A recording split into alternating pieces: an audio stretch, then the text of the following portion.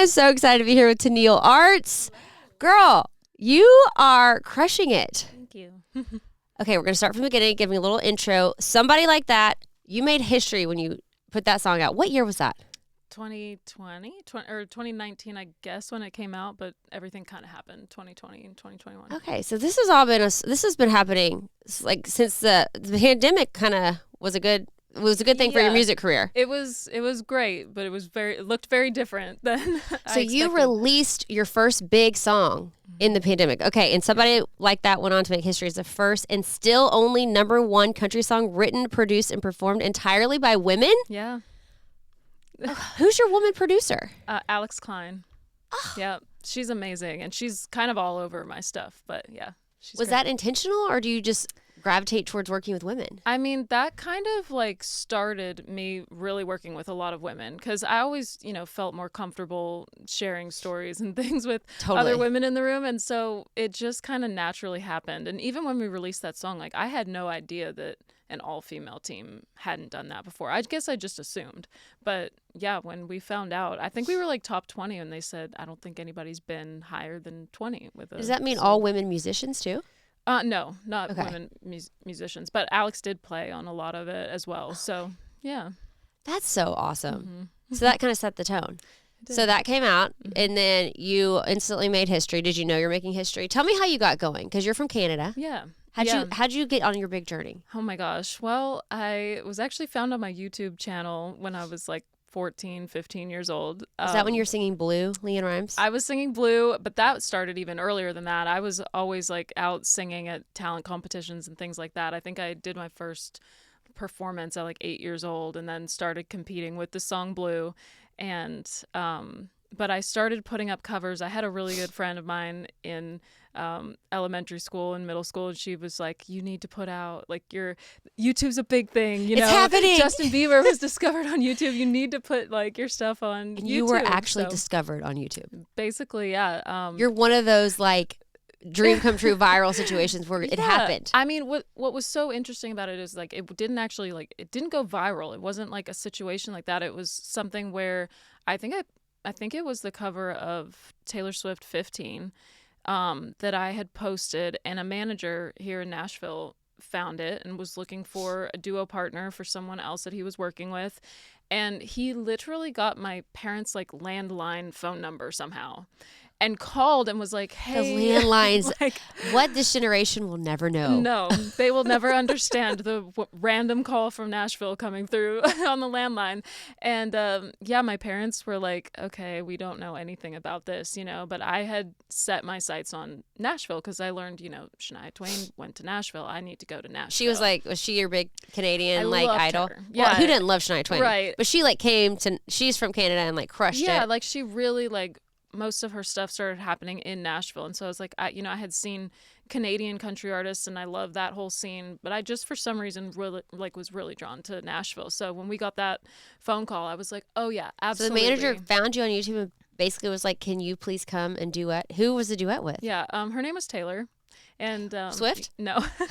No, I wish. No, but I don't know if it's really like out there, but yeah.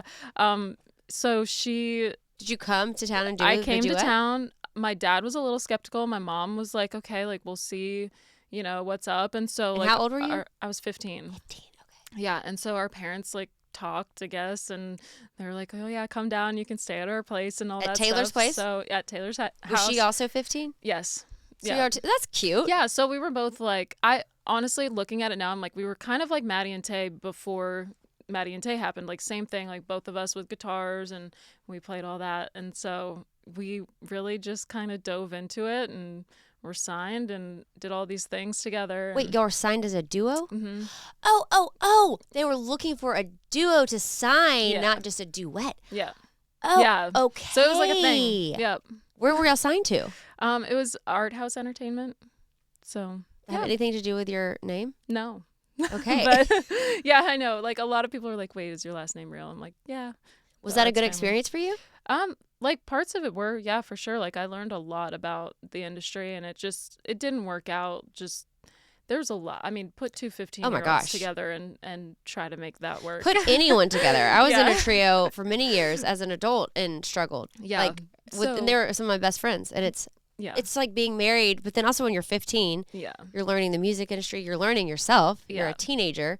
So I always had a little bit of a power struggle. I don't know if that was ever a thing. Were y'all able to find your role? Like, we couldn't always like land on our roles. Yeah, like there were times where I was the lead singer and then like she didn't like that, but then I was also not that outgoing, so it was like how to figure out how that worked, and eventually it just it wasn't working out. So I went back, finished high school, and then ended up signing a publishing deal and moving full-time to Nashville when I turned 21.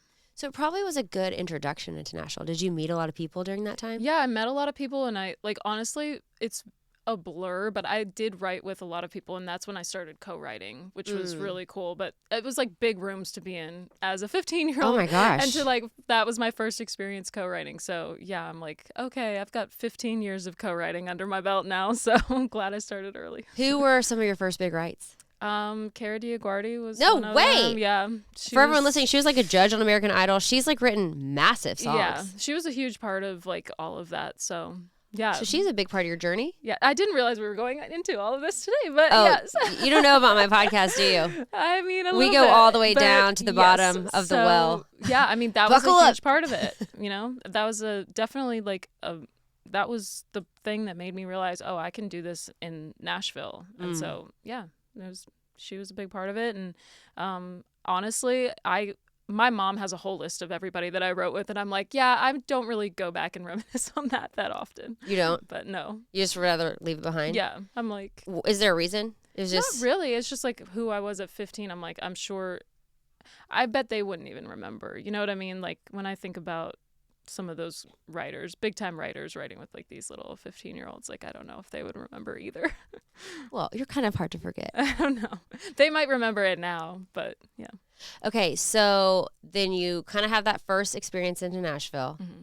Then you go back to Canada. Yep. Was there ever a point where you're like, okay, that was it? I'm like, I got it out of my system? Or did you know right away, I'm going to graduate high school and come back? I knew I was going to come back. There was definitely like a couple of years there where I was like, oh my gosh, this is like really, really hard to do on my own. Because I didn't have anybody on my team. You know, I was just like, okay, I'm going to book these 2-week writing trips. Like, that's really what I continued to do even after the duo. I would like put together these like 2 weeks of writing. My mom would come with me. We'd come to Nashville. We'd do that. And my dad was just holding down the fort back home. I have 3 other siblings. So it's like, so we were all younger.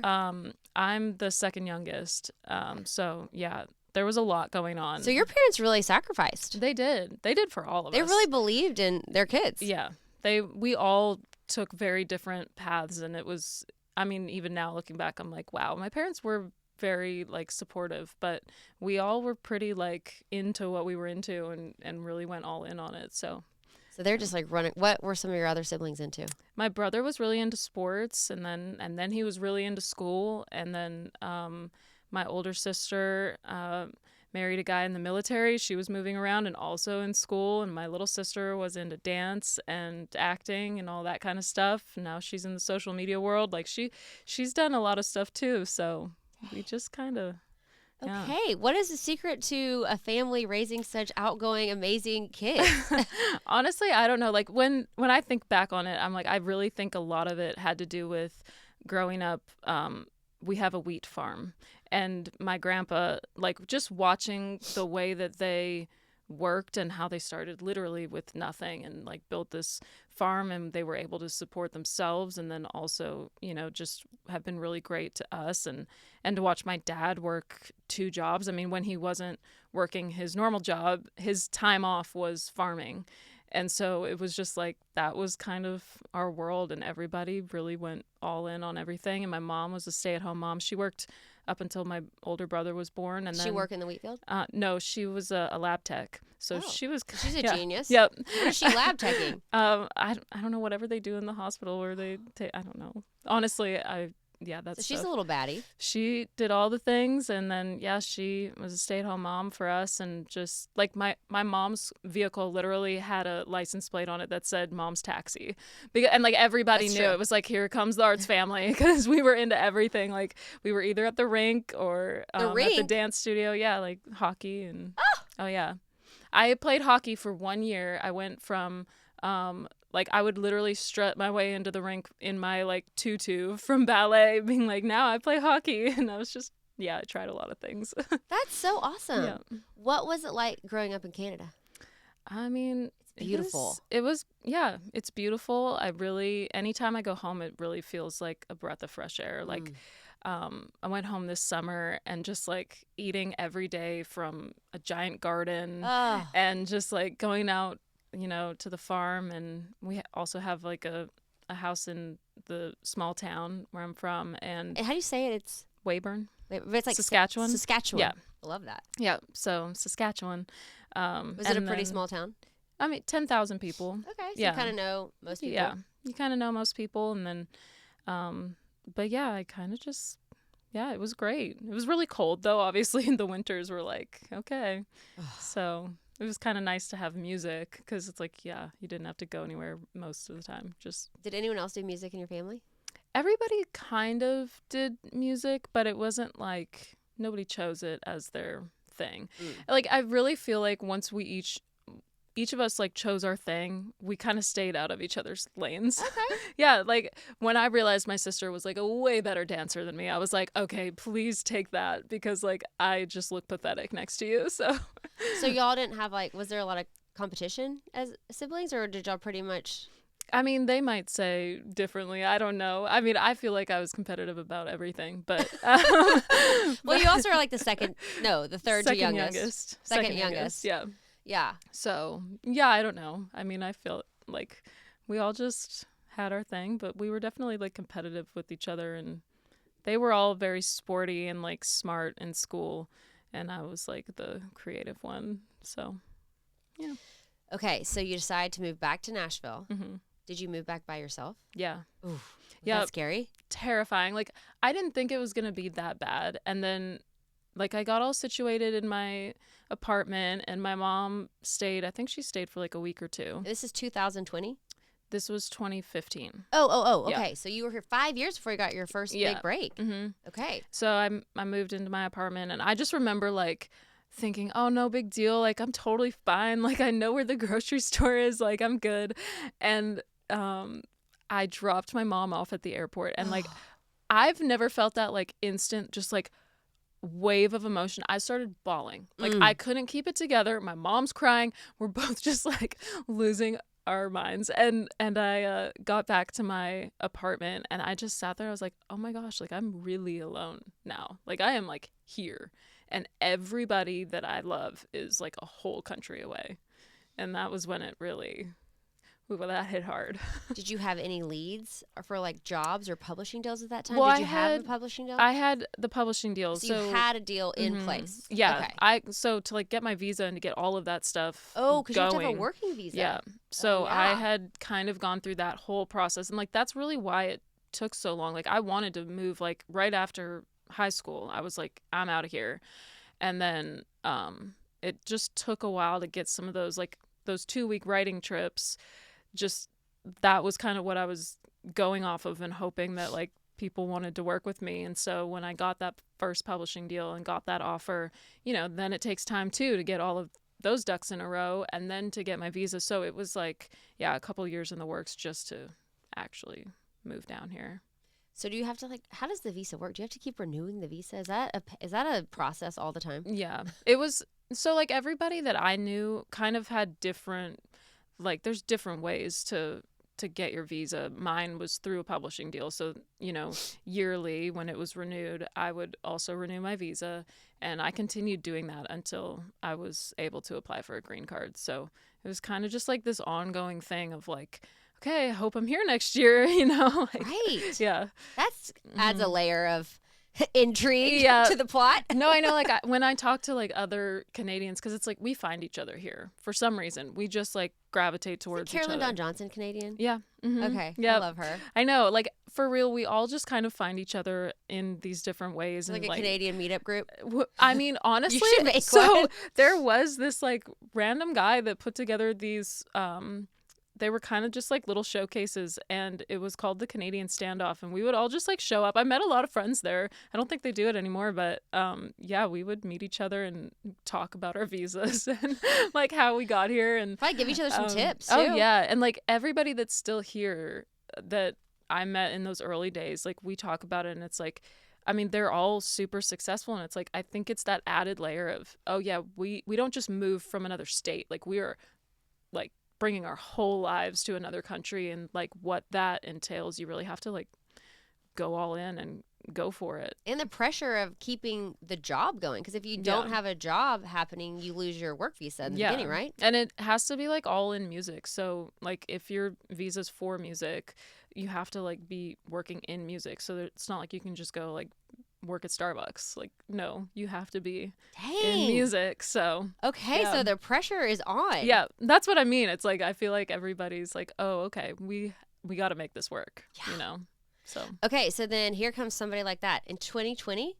I think it How was did it finally happen? What's the record label? 2020. How'd you get the record deal? How'd you get the song? Because this is a big moment. Yeah, you're coming back. You've been here for 5 years. There's a lot to it, because that original publishing deal that I signed, like a year or two into that, we were like, I had the conversation with a few of the people that I was working with, and we were like, well, let's release this music on me, because it was very like specific to, it was my stories, you know, and it was like nobody else was really cutting these songs, so we decided to release them. And so we created the label, which was called 19th and Grand Records, and it like you literally created your own label. We created the label with my publisher and with some people around us. That's awesome. And yeah, I was like I named it and everything. I was thinking about like, oh, what should we name it? And just the building was on 19th and Grand, literally at the corner of 19th and Grand, and I was like, 19 is my lucky number, so this is perfect. Yeah, so we named. I mean, it was collective. Everybody agreed to it, but we named the label that, and 19th and Grand. Mm-hmm. And we started releasing music, and I did my first EP and then an album, and those songs, like some of them had singles out in Canada, but we hadn't really done like the full push to US radio. And I had a song called I Hate This that I performed on The Bachelor. And how was that? That was so cool. And who were the contestants of The Bachelor? Okay, when I performed, because I've done it 3 times actually. 3 times? Yeah. What? Yeah. And Tell me the behind the scenes of The Bachelor, because I'm gosh. so here for this. I mean, it was really interesting to see, because I've always been interested in like film and TV and all that kind of stuff. So I was like, and I was a fan of the show before. It's such like a when you think guilty about pleasure. Yes, I'm like it was totally. I was against like those reality shows, and then I was like, oh, it just sucked me in. I mean, I got totally sucked in. Are you like into Love Is Blind and all that? I'm not. I'm not either, but I want to be. I know. I'm like, I look at that stuff and I'm like, that is totally something that I think could take over my life. So whenever I have time to let it take over my life, I'll do that.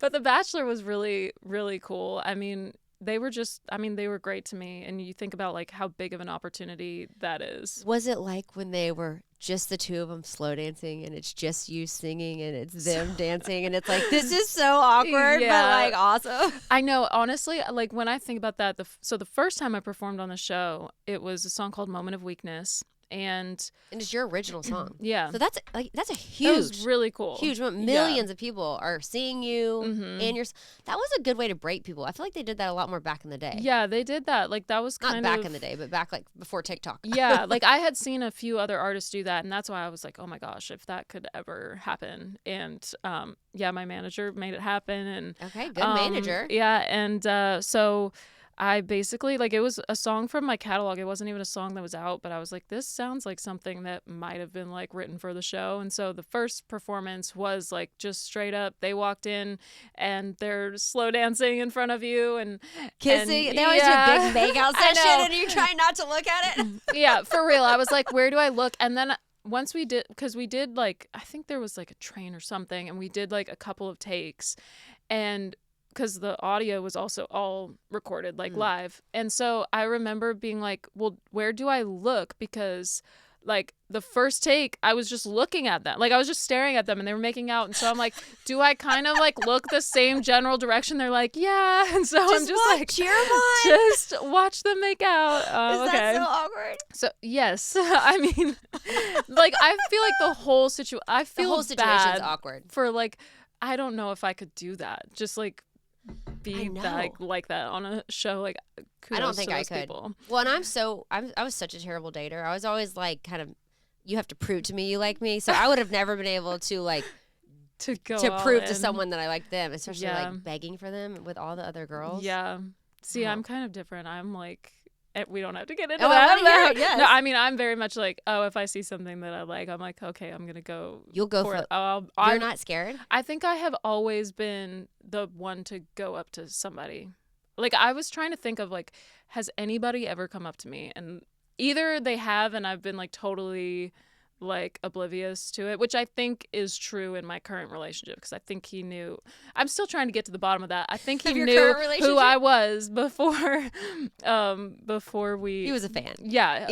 Well, no, I don't know if he was a fan, but he definitely knew, like, of me and had said like he had seen me or met me at something before, and I was like, no, you didn't. He's like, yeah, I have. But it's like, I will never forget. Yeah. But yeah, anyway, so the Bachelor situation was really cool. And so you think you would thrive on the Bachelorette, in other words? It maybe if I was the Bachelorette, but not competing with other people like that. I am the feels prize, weird. girl. Yeah. I don't know. I would not. I don't know. I feel like maybe I'd do something crazy, but I would get dubbed as like the bitch, and I'm not. They but could like easily write anybody into like that. That's why I'm like looking back. I'm like, oh my gosh, I feel for like all of those girls because you really have no idea, and you have no idea what people are saying about you behind the like scenes. I know. So what year was that? That season? That first one. Do you remember the Bachelor? Who it was? The very first one was Ari. That was Ari's I actually season. watched that season. Yeah. Ari, and then he picked the other girl, and then came back and went for.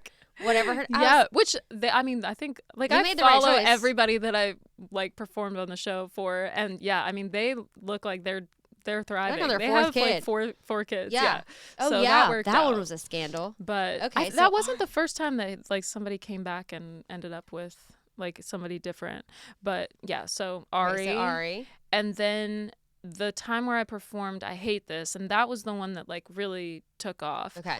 But that was in front of like an audience, and what was interesting about that one was that I performed 2 songs, and like one of the songs was a love song and made total sense, and then I Hate This is a breakup song and totally like doesn't make sense to be falling in love like during that song, but yeah, they chose that song to air, and it kind of like honestly watching it back, I'm like, I don't know how much they pre-plan that stuff, but when the girl left the show, she was like, I hate this, and stop it. Yeah, it was perfect. I was like, it literally ended up just being perfect. So yeah. And who was that Bachelor?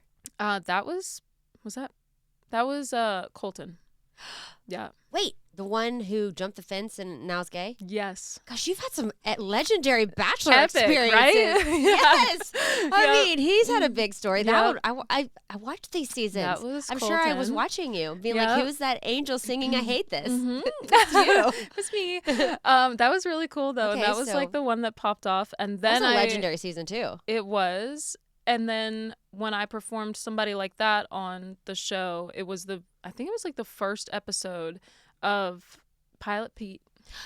Another great one. Yep. Okay, I've seen all your seasons. Yep. Yes. So, yeah. So they just keep asking you back because you were so awesome? I don't know. I mean, I don't know how like all that stuff happens behind the scenes, but I was like, it was perfect. You know, every time I got to perform, it was like lined up so well with everything else that we were doing, and really got the songs out there. So is that how Somebody Like That?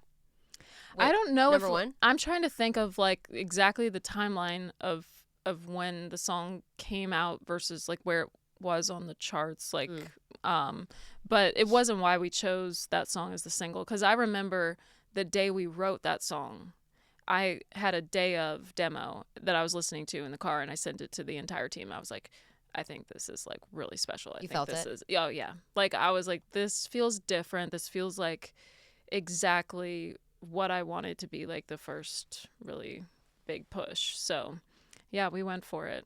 How did that feel when it all connected?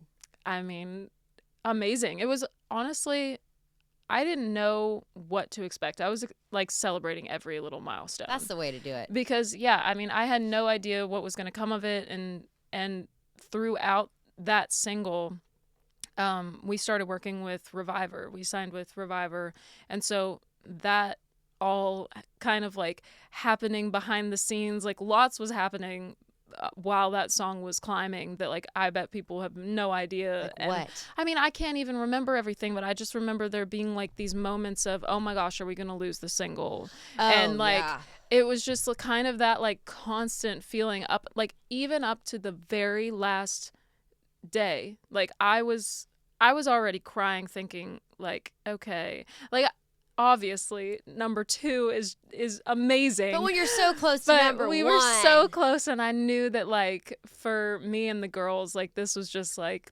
both of our like dream come true moments. Like we were just really holding on for dear life, and just yeah, I don't know, I kind of like, I didn't sleep at all that night. I was just like, because we were kind of neck and neck with Gabby Barrett at the same time, and I had a friend that had written on her song, and so it was like all of these people just like, we want everybody to win, but like we really wanted our song to win. Yes. And so yeah, I finally got the call that we had actually made it to number 1, and even then it didn't feel real. This is in 2020. It was in 2020. Had so it lockdown was like, happened? yes, we like nothing was lockdown? nothing Okay. was happening. You know, I wasn't on the road. I was like constantly doing Zoom things and meeting with, you know, radio stations and going live on their pages and like doing all the social media stuff. But it like, so that's what made it like not feel that real, you know, This is like all online. yeah. And I think it was like a year later that we actually celebrated the number 1 like in a public space with people. So yeah, it was very interesting. So you were a COVID baby number yes. 1. Yes. COVID baby number 1. Okay. Yeah. So then how did life change for you after you got that number 1? So you're on lockdown. So Yeah. you're just like doing all those Zooms, hanging out with people online. Yeah. But then lockdown releases, you're back in the wild. How has your career changed? Because you've kind of come out of a cave. We've all been in this cave. Yeah. But a lot's happened for you. Yeah. While we're in this cave. It was really interesting because like I would go and play all of these radio shows and things like that, and then went on tour with Lady A, which was still kind of around the time where we were like, are we out? Are we not? What are we doing? But all of those shows were outdoors, and so we were able to, like, they were amphitheaters, so we were able to keep that going, thank goodness. I think we were like one of the last touring acts before another lockdown happened. So all of that stuff was happening around that time, and it was just very exciting. Like the first show that I played back was a Whiskey Jam show, and I had never heard anybody sing any of my songs to me before. I had never experienced that. And so I went from like never experiencing that to everybody knew the words to somebody like that. They knew, like I was able to like put the microphone out to the crowd and be like, oh my gosh, they knew every word. So surreal. Yeah, it was wild. So what was that like coming out of lockdown, having number 1, going on tour with Lady A? Was that your first big tour? Yeah. Because then you toured with Luke Bryan. You just came off tour with Luke Bryan and Walker Hayes, right? Yeah. Like recently. Like last 2024, I guess. That Okay, was. Yeah. and you've toured with Jordan Davis, Dirk Bentley. Yeah. Like, what was that like on your first big tour with Lady A? It was so cool. I mean, that was the perfect like first tour because we were first of 4, so it was like very like acoustic and quick, but we got to kind of see how everybody was running things, and you know, they really just took us all under their wing. Like Hillary was so sweet one day. Is there a nicer person than Hillary Oh Scott? my gosh, I was like, she's like the kindest person. So kind and so sweet. And we had kind of a girls' day in Vegas, like towards the end of the tour. And, you know, we kind of walked around, and I'm window shopping in Vegas. Okay, I'm not actually buying anything. But I was like, you know, I showed her one of my favorite designers, and we were shopping and stuff, and we're looking at things, and we went into YSL, and we were looking at these bags. And I was like, oh, that's so cute. Can't afford that, but that's like cute. $1,000 bags. Oh my gosh, yeah. And so we had this like great day out with the girls. Carly Pierce was with us too, and fun squad. oh my gosh, yeah. And so but the end of the tour, they surprised us with the bags that like we had both been looking at. That makes me want to cry. Yeah, that like, was your end of tour gift? Yes. So thoughtful. Yeah, it was like so cool. That and is like so cool. in addition to some other cool things that they gave us, I was just like the thought, like the extra little thought of like, oh my gosh, this is like something that I can give. And like it was literally the bag I was looking at. I was like, who was spying on me? Hillary. Yeah. Yeah. So it was just really sweet. That was like the perfect first tour. And what a great experience. Yeah, it was. How was Luke Bryan and Jordan Davis? It was all amazing. I mean, that's like, those tours were huge, right? Huge. Real yeah. arenas? Mm-hmm. And so. Is that nerve-wracking? Oh, Is that your first arena tour? Yeah. Tell me about that. So, I mean, that too, it's just like, I mean, I don't know if I could have been maybe more outgoing, but like, I just really tried to just like stay in my little place because I was just like, oh my gosh, this is so big and I don't know, I don't want to overstep anywhere, but I was just like really just taking it in and to be able to perform in front of that many people, like people showed up early to those shows. Like I didn't know what to expect. I was like, sometimes you see like people trickling in, but like, no, people packed. were like there. So when I was performing, like there's so many cool shots of like me and the boys up front and it's just like filled. And I'm just like, wow, So when you walk on to the stage on the arena for the first time, because that's a big deal for someone listening. Like when I'm in an arena show watching and I see someone on stage, I'm always like, oh my gosh, like how does it feel huge? Or do you get connected? So it finally feels like you're like having an intimate situation. What is it like performing to that many people? I mean, I don't know. Honestly, I think you're just like the adrenaline and everything. You're just kind of like, I mean, for me, I had to really just be like, this is what you've always wanted. So just like act like you've been there. Just step into it. And yeah, I mean, one thing that always helped me if I ever felt like, oh my God, like overwhelmed, it's just like, look at those few people in the front, like really connect with them because, I mean, you can't really see, I mean, sometimes the lights and everything, you can't actually see how far back it goes and all of that. And so if I ever got like in my head, I'm like, no, these people are here and this is real and I can connect with them and take that moment to like ground myself and like really stay in the moment. That was kind of my goal the whole time, was just like stay in the moment. Oh my gosh. Yeah. Okay. So you have a new song out, Don't Ruin Flowers. Mm-hmm. That is kind of a sad song. Yeah. I feel like you had I know you had a really big heartbreak because I stalked your Instagram. You have evidence of the past on there too. And I'm like, okay, so you were in a very serious relationship. Yeah. I hate him. I hate this guy. Well, how did he ruin everything? But you're not going to let him ruin flowers. I will. Because it was going well for a while. Yeah. And, I don't know how much I will ever share. But there was a moment during our relationship where things really changed. And was there did something happen to make it change, or did it just change? Something happened. Okay. The end of 2022. During the relationship. Sorry, I've never talked about this. So welcome to my podcast. Okay. So end of 2022, something happened that, for me, really, it broke my trust. And I was somebody who will give anybody the opportunity to make it up to me and to, to work on things. I've never been somebody that gives up on anything.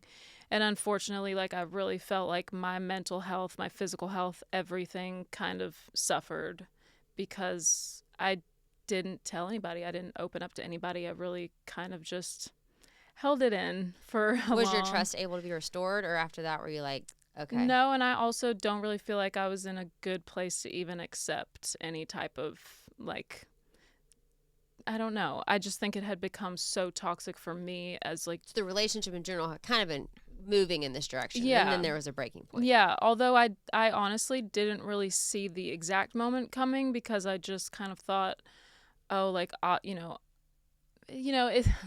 was like, I'll work on myself and everything will be fine. And, that was just, I had already mentally been so in such a bad place that, like, it makes sense. I know, you wouldn't want to be with somebody like that. But at the same time, it was rooted in this like thing that had happened that I stayed, and I could have easily left after that happened, and I didn't. But that's a common theme for women in particular. Yeah.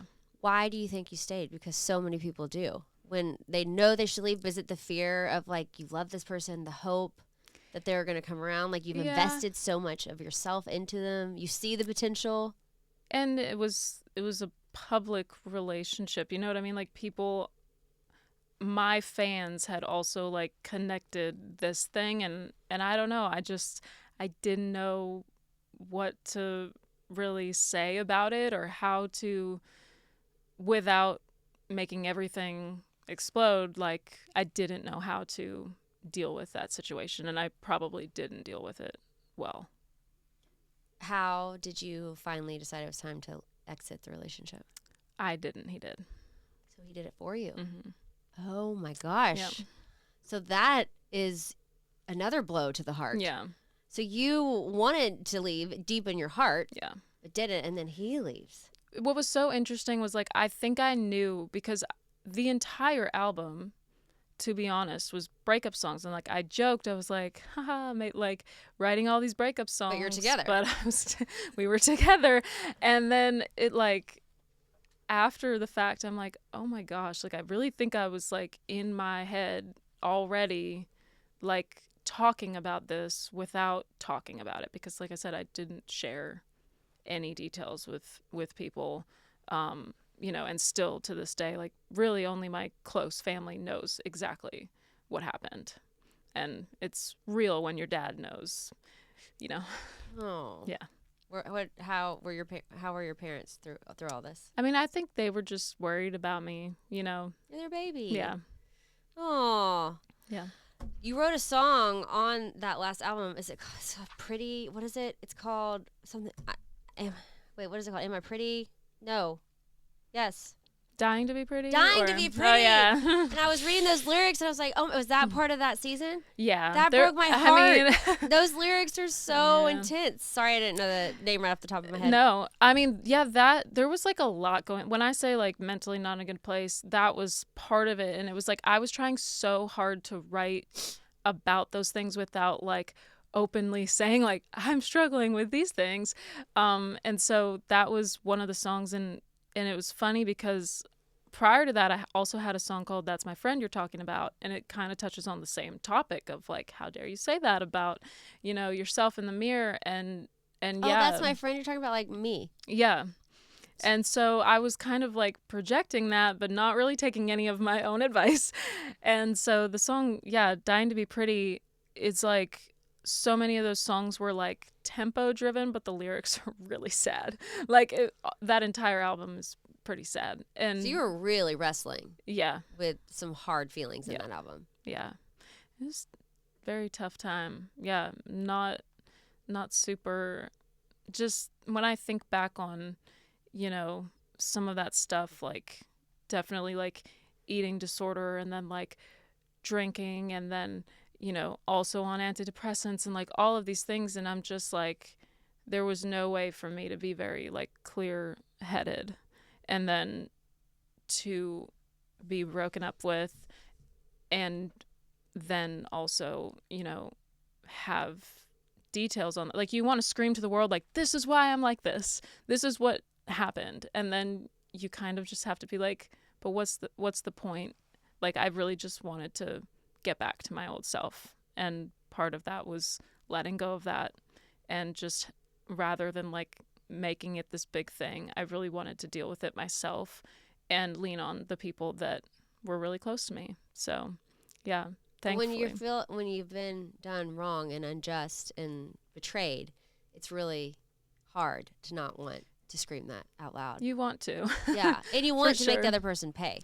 You do, but I honestly, and I don't know. Like I said, I don't even know, like, talking about it now, what that means. So you just write about it in songs. Yeah. So is that whole album kind of subconsciously about all that? Yeah, that whole album, and then the new music. We have a song coming out called If Somebody Told Me You Were Dying. And that song really, like, that is probably the most that I touch on. Okay, so this tell me topic. about that song. So that song was really right out of a journal entry of mine. You know, I write in my notes app like all the time, just random thoughts. And because I like to kind of dissect, like, why did I even think that? Like, what does that mean? And I really started thinking about, like, so many people put all of their heart and soul into like somebody else and really go all in on these relationships. And then I got to thinking, like, if somebody were to come and tell me that an ex from my past or whatever, like, that if somebody told me they were dying, how would I feel? Would I want to reconnect with that person, or would I want to be like, that's deep, absolutely no way? And in my situation, like, somebody had asked me if I had seen my ex, and I was like, no. In 2 years I had not run into him, and I was like, thank God, because I don't know how I would, you know, how I would handle that situation. And that's what sparked the thought of, like, would I ever care to see him again? And I kind of answer that question in the song. No. Good for you. Hold your boundaries, Yeah. you know? You can wish someone to have peace and wellness and like, find obviously their healing, but like, you got to protect yourself. Yeah. Like, obviously I would never wish something Right. bad to happen, Right. but it's like, yeah, if somebody told me, I was like, yeah, no, I probably wouldn't make it to that funeral. I love that you're so real with your songwriting.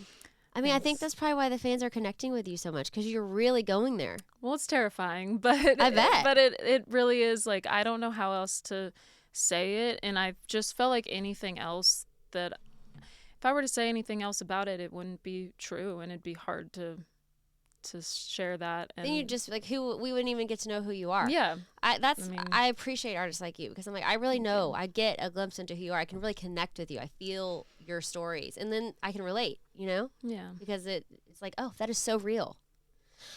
You had a big moment. You had a collaboration with LeAnn Rimes. Yes. Which is kind of a huge deal, because she was like who you started your talent shows with. Yes. Like, you started your competition singing Blue. Yeah. Winning, got discovered kind of from like YouTubing LeAnn Rimes a little bit. Mm-hmm. And then here you are. You have a song, Jealous of Myself, and y'all do a music video. You put that out with her. What was that like? Are y'all friends? Wild. And how did that happen? Yeah, I know. So I obviously like loved her. I have this very like vivid memory of my mom had a cassette tape of Blue. Blue. That was when she came out, the world stopped. Like, for real. Yes. And I remember, like, I had kind of been singing like some Patsy Cline stuff, and, you know, just picture like an 8-year-old singing this, like, that type of stuff. And I remember she had the song Blue, and I was like, and it was LeAnn Rimes singing it, and I was like, oh, like, I like that little yodel thing. And I literally locked myself in my parents' laundry room with that cassette tape, and I just played it over and over, trying to learn how to do the little yodel thing. And my grandparents came over to visit, and I was still yodeling away down in the basement, and my grandpa thought that it was the radio. And I was like, oh my gosh, okay, it will be one day. I'm going to be on the radio. Like, I literally was just like, okay, like, that is so cool. And so, yeah, it became my like talent show song, and I sang it everywhere. Like, to this day, my grandma's like, can you sing Blue? Like, Grandpa would love it. Like, just sing it for me. So I would still to this day sing it. And then I got to sing it with LeAnn. Like at the Opry, right? I think it was at the Ryman. At the Ryman, yeah. the Grand Ole Opry, Mm-hmm. at the Ryman. At the Ryman, yeah. And y'all sang Blue. We backstage. sang together. Yes. Was that your first time meeting her? I had met her like briefly on a red carpet before that. Had the connection been made that she was so impactful in your life, and like yeah, Blue and I all think that? she knew. Like, her manager and my manager had talked, and like they knew. And so yeah, I thought I was just going to like watch her that night, and then they were like, LeAnn wants to say hi, and so I came back and said hi, and then she was like, will you sing with me? I was like, oh my on gosh. the Ryman Yes. stage Yeah. with LeAnn. Are you a huge manifester? I mean, this is like a big deal. I know, right? Like, you are like literally completing a dream from your Yeah. 13-year-old self, your 8-year-old, 13-year-old self. I manifest pretty hard. Like, I visualize these things happening. So Did you visualize yeah. this moment with LeAnn? Not exactly that way, which maybe I need to be a little more specific and I think I'll it turned out pretty achieve some good, more though. things. But that was one of those moments that I was like, oh, okay, this is happening. And so, yeah, we sang together. So you did not know she was going to pull you out on stage? Well, I knew, like, because I had met her before and we sang the song backstage together. And So then you she were was prepared. like, do you want to come up and sing it? And I was like, oh my gosh, let me go home, get changed. Yes. So yeah, I just showed back up and she called me out and I sang with her. Yeah, pretty Did wild. you like die? I remember being like, oh yeah, like keeping it together in the moment. And it was like, as soon as I came off stage, my friend Lindsay was You there. fainted? And I literally just burst into tears. Like, she has video of me just like, oh my God, did that really just happen? Yeah. See, that is a moment to me that is like, number ones are great, tours are great, all those are huge moments. But when something like that happens, like a childhood literal dream comes true in that kind of form, I mean, that is what life's greatest adventures and joys can be made of to me. That's more better than money, anything. Of course, all that stuff is great, but like to have something like that happen to you, that's like a once in a lifetime, out of the blue, pun intended, experience. Yeah. Pretty. I mean, I just think about pretty much everything in my career so far. It's really been like, yeah, if you can think about it enough and dream about it and put it out there and constantly just strive towards those things, I mean, it can happen.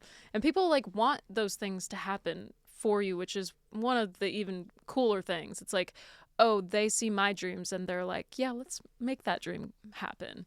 And so when the song Jealous of Myself, which that wasn't even, well, I mean, just that song, that's a great in song, general, I actually found it. I'm not a writer on that song. And like, I love that about Nashville. I'm like, so many great songs are written every day, all day. And I had seen Emily Wiseman post about. She's been on the podcast. I mean, I love her. So amazing. And she's amazing. Like, I saw she was like posting songs that she was like, I think she even said in the post, like, does anybody want to cut this? And she just played a snippet of the song. And I was like, whoa. Yeah, I literally commented me with the little hand up emoji. And like, I couldn't stop thinking about it. And so I was like, hey, how can we like reach out and like actually see if this song is available, because I love it. And yeah, we got the song from her and I immediately put my vocal on it. And then as we were kind of like preparing for that release, because it was going to be a single and everything, LeAnn came into the picture. So LeAnn entered the chat. She entered the chat, and I was like, "Oh, yeah, I mean, this would be so amazing to have her sing on something." Right away. She said yes, and like, yeah, we did the whole music video, dying for you, big production, whole thing, and yeah, I mean, it was just crazy. Unreal. And I mean, she sounds so good, and like everybody, I was actually just reading the comments on that video the other day, and like everybody's like, oh my God, their voices blend so well together. Y'all do I was sound like, so oh good together. My gosh, okay. Y'all do sound so good together. That's cool. Okay, so I need to have a little sidebar. Tell me how you manifest, because you're obviously a queen manifester. What do you do to like get to your deep manifestations coming true, like the LeAnn Rimes situation? What does that look like in your soul and your body? I say them out loud and I visualize like the what actual thing you want to be true. I put myself in the situation. So, for example, I have been openly saying like my goal is a Grammy. Yep. Like claim it. I'm absolutely going towards the Grammy. And I was literally just talking about this 2 days ago, because I had this actual vision of what it would look like sitting in the audience with, I don't know exactly what the song is. I can't quite see that, but I can see that I'm sitting in the audience and I'm looking at the stage, and it's kind of dark and like blue lights and stuff like that. And I can just I can look forward right now and visualize where I'm sitting and what that looks like to be there. And so whether you start with that, like actually being in the moment. Yeah. What was the LeAnn? How'd you start the LeAnn visualization? I mean, a lot of that stuff was also like, with her being so young, starting out her career, like I also looked at that, like, there's still a few people that I haven't met yet that will complete some circles of like just moments like that. So are we speaking those people out loud? I mean, yeah, I mean, the chicks are big. I've never met anybody in that group, and I'm just like, that's something that I'm like, okay, I really want to make that happen. I can feel that there's like some kind of energy that might be good for me in that situation. So there's things like that. And then like LeAnn, I just also it was kind of interesting how, like, as soon as I started thinking because she hadn't really been out there doing. She's done a lot of acting. Yeah, she had been doing a lot of acting, and then it was like right around the same time that I started thinking about that and started performing Blue on the Opry, like just by myself, that I was thinking like she was about to release an album. I'm like, she's singing again, she's releasing things again, and I just really kind of started piecing that together. I mean, I know that I'm not the sole person that makes these things happen, but I do talk about them very openly. I am so here for manifestation. Yeah. And so, but I feel like you just have to have total like positive energy around it. Like you just have to like, it's like a knowingness. Like this is going to happen. You can't doubt it. Because if you get the doubt, then that like crushes it. Yeah. Right? Yeah. I mean, lots of positive self-talk and just imagining it and being, because I think you have to be ready for those moments too. And if you've kind of, there's been like some research behind like literally envisioning that. And I actually was told that by a dance teacher when I was about like 10 because I hated practicing.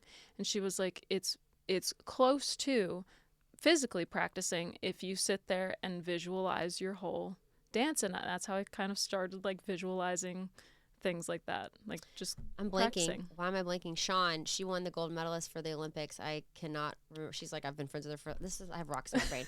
She was a gold medalist for gymnastics. I'm actually friends with her, and I cannot remember her last name to save my life. Sean. Anyway, I was interviewing her, and she won the gold medalist for gymnastics, and she said her coach told her the whole thing. Yeah. She would visualize the entire routine before, like more. I mean, as much as she would practice it. Yeah, and visualize it going well, and very like visualize every single beat of it. That is so huge. Okay, so 2025 was the year of unbecoming. Yes, was that our breakup year? Yeah. Okay, so after the breakup happened, we're like. You're like, I am getting back to me. Yeah. Like, I got to get rid of all this mess that's been put on me. So the breakup happened in 2024, and then I was out on the road and everything, and I didn't really, like, I had started to write again. So I think Unbecoming was written at the end of 2024. And that made some waves. Like, you're on some mega billboards. Yeah. Like in Central Square of Canada. Yeah. The Eaton Center right out there, yeah. I mean, hey. Pretty cool because I hadn't really released anything, and that was Sean Johnson. Sorry, Sean Johnson. There we go. Have to put it in there. Thank you. Okay.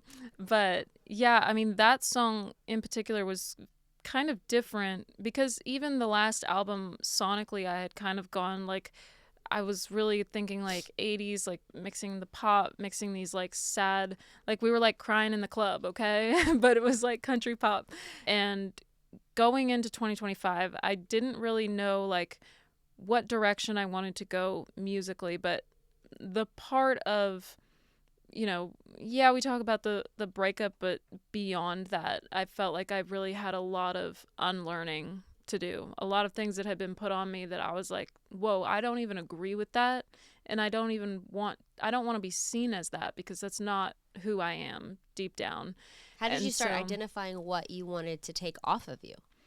Just anything that felt like I had to put in like an insane effort to keep up, like for someone else. Yeah, like it just really, there were moments where I was like, I had put all of this pressure on myself, like how I looked, all of these things. And it was like, no, but who am I when people aren't looking? Because I think if I share a little bit more of that, people will understand me more and I won't feel so misunderstood because like a lot of those things weren't me. And like, yeah, sure, I love, glitter and sparkles as much as the next girl. But the reality was like, I'm a little bit more like, I think about being back home and eating from the garden and like, cooking at home all the time. And like, that's really your homebody, natural. Like I was really pushing myself to be these other things. And there are times where I still do that, obviously. Like I think I need to as a performer.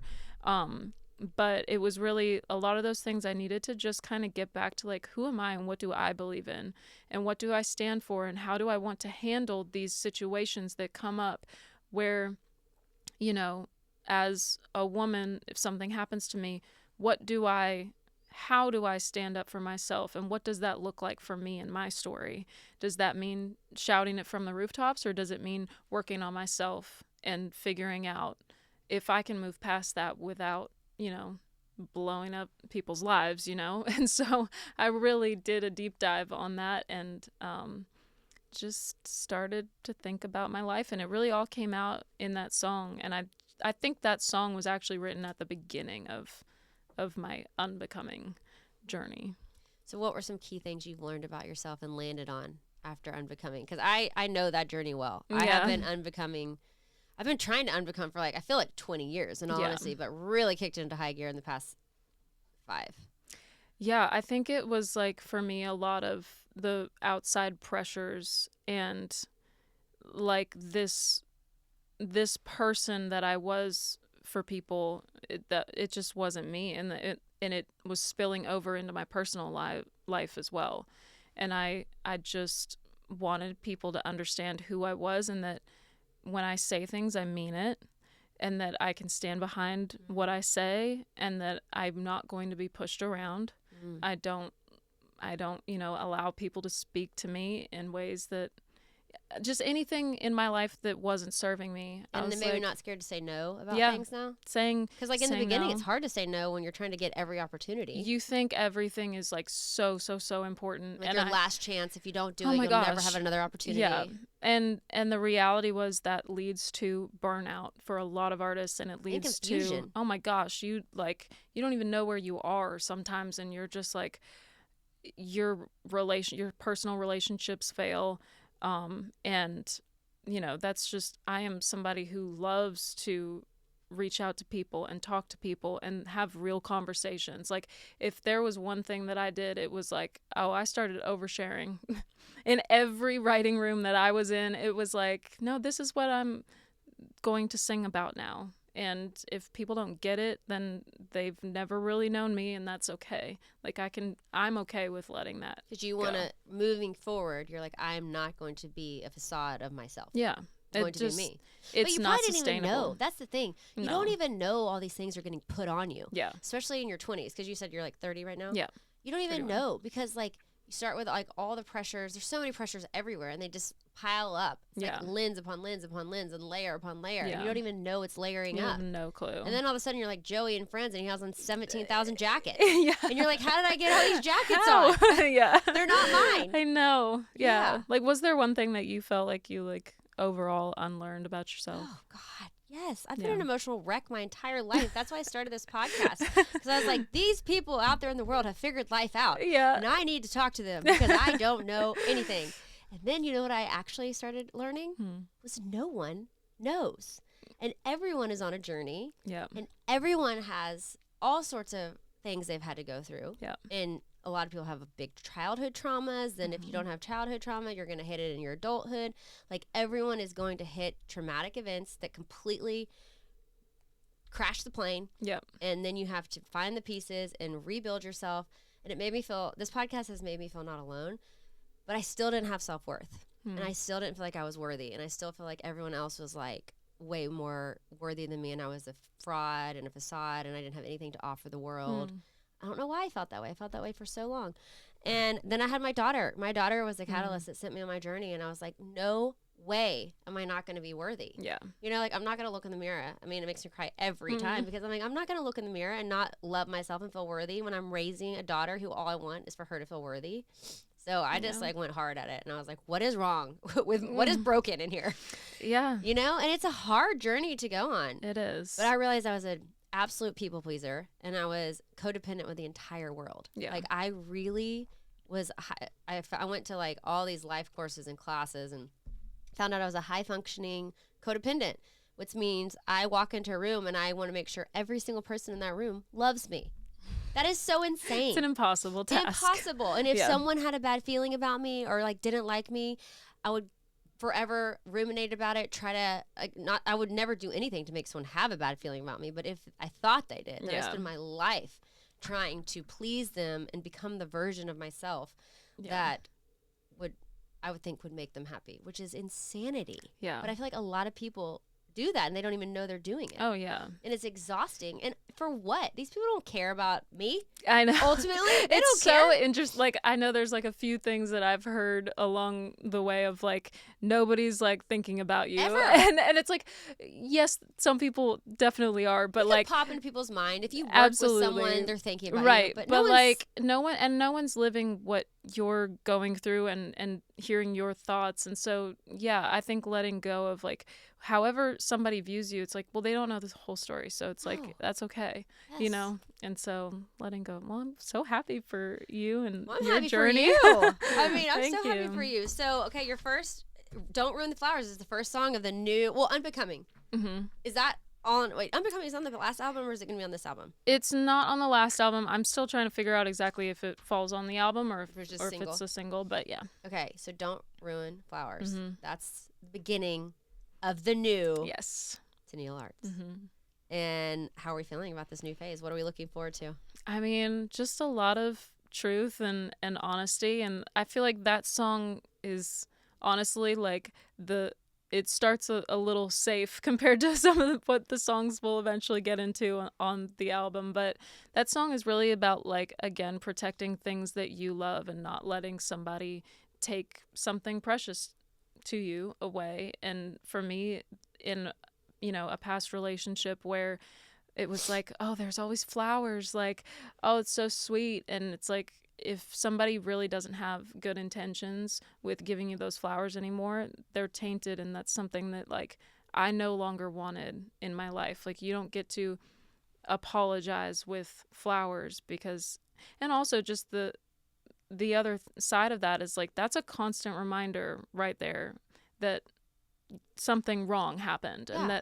and that I was hurt. Were you getting a lot of flowers? I mean, yeah, throughout my entire like relation. I mean, that was something that I loved, and I made it clear that it was something that I loved. And so when it was then used as this like, just forgive either me, or move on, or not giving flowers, when like you would assume somebody would, if you know that somebody loves them and then you don't give them, it's like, wait a minute, like, that's also something that is not okay. Mm-hmm. And so I'm using flowers as an example of, somebody trying to take something from you that is yours, and it's precious, and it's yours to hold.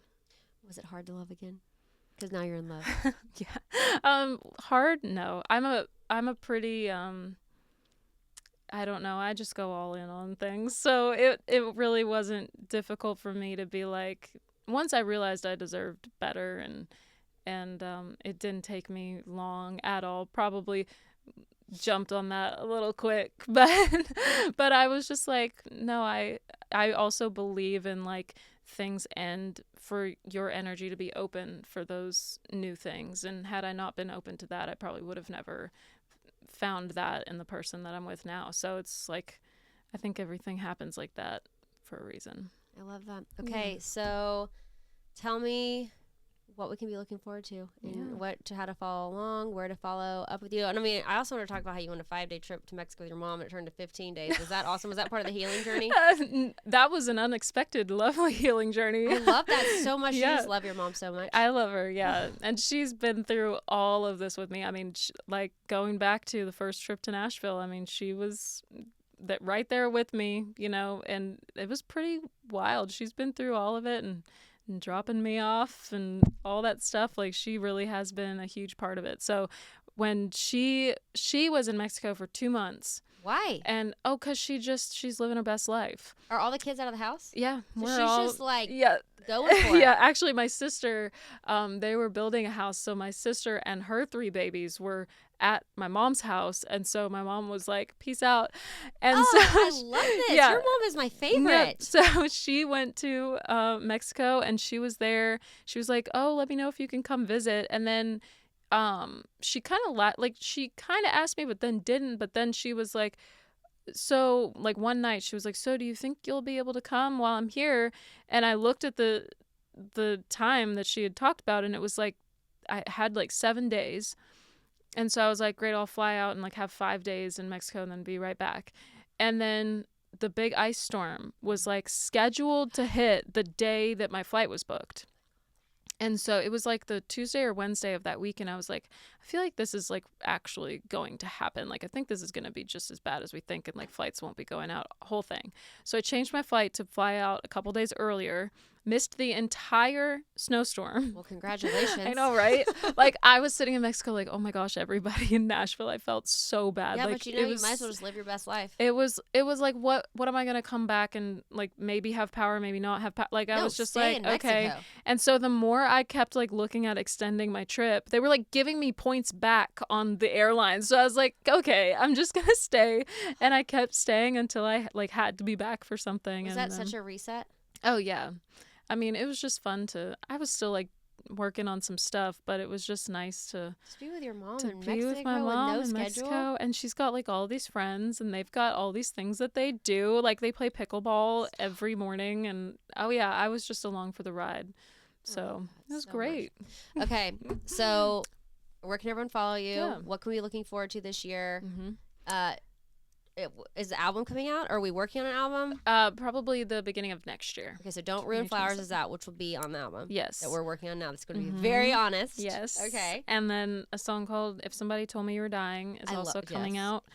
Yes. And after that, there's a lot of different songs, like a lot of fun titles and things that I've been working on for a while, and I've just been able to find the right people to write them with that go there with me. So I love that. Some of them are really sassy, some of them are sad, but some of them, you know, I'm just getting to writing some of the love songs. So I'm sure there'll be a few of those sprinkled in there as well. But yeah, it's gonna be a very honest album, and I've always tried to be honest, but this is just a different phase in my life. So I tried to write songs about what I'm going through. You know, I'm 30, I'm not 21, so everybody's kind of in a different stage in their life. You got some real life under your belt. So yeah, I was like, and honestly, like 30, I felt like everybody I know of is either like a hard reset, or they're in the next phase of like getting married or having kids or whatever. And it's interesting to see where everybody is in their life. So I'm trying to write from those perspectives. I love that so much. Okay, where can everyone follow you? I'm pretty much everywhere. Instagram, TikTok, Facebook. Yeah. Just Tenille Arts? Just Tenille Arts. Okay. Yep. They can find me everywhere. I love it so much. Okay, I always wrap up with Leave Your Light, and it's just a very open-ended, broad question. Mm-hmm. Drop some inspiration. What do you want people to know?